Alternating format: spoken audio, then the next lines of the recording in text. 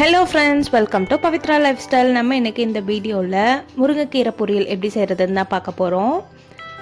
முருங்கைக்கீரை சாப்பிட்றதுனால iron content நல்லா கிடைக்கும் நம்மளுக்கு. அதனால் வாரத்தில் 2 நாளாவது இந்த மாதிரி முருங்கைக்கீரை யூஸ் பண்ணி சூப்பு இல்லைன்னா பொரியல் இந்த மாதிரி சாப்பிட்றது நல்லது. ஃபஸ்ட்டு இந்த மாதிரி முருங்கைக்கீரையை நல்லா தண்ணியில் ஊற போட்டு வாஷ் பண்ணிக்கலாம். அதுக்கப்புறம் ஒரு கடாயில் ஆயில் ஊற்றிட்டு கடுகு ஆட் பண்ணிக்கலாம். கடுகு நல்லா பொரிஞ்சதும் 2 காஞ்ச மிளகாய் ஆட் பண்ணிக்கலாம். உங்களுக்கு வேணும்னா இந்த ஸ்டேஜில் வெங்காயம் ஆட் பண்ணிக்கோங்க. நான் இன்னைக்கு ஆட் பண்ணலை.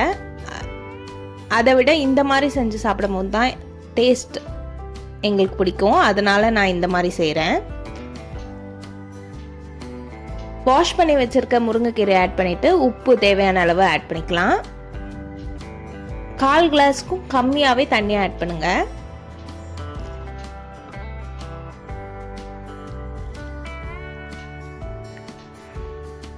இந்த தண்ணி நல்லா வத்தி கீரை நல்லா வெந்து வரணும். இப்போ தான் நம்ம சேனலை ஃபஸ்ட் டைம் பார்க்குறீங்கன்னா மறக்காமல் சப்ஸ்கிரைப் பண்ணிக்கோங்க. அப்படியே பெல் ஐக்கானும் ஆலில் வச்சுக்கோங்க. அப்போ தான் நம்ம போடுற ஒவ்வொரு வீடியோவும் நோட்டிஃபிகேஷனாக வரும். ஓரளவு தண்ணியெல்லாம் வத்திருச்சு.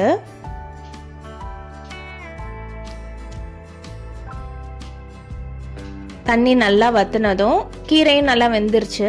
இப்போ நம்ம 1 டீஸ்பூன் அளவுக்கு தேங்காய் துருவல் ஆட் பண்ணிக்கலாம். இந்த தேங்காய் துருவல் ஆட் பண்ணுறதுனால டேஸ்ட்டு ரொம்ப சூப்பராக இருக்கும். கண்டிப்பாக நீங்களும் இதே மாதிரி ட்ரை பண்ணி பாருங்கள்.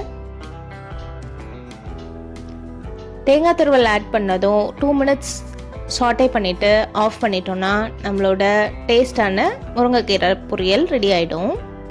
நீங்களும் ட்ரை பண்ணி பார்த்துட்டு எப்படி இருந்ததுன்னு கமெண்ட்டில் சொல்லுங்கள். நெக்ஸ்ட் ஒரு வீடியோவில் உங்களை பார்க்குறேன். பாய் பாய்.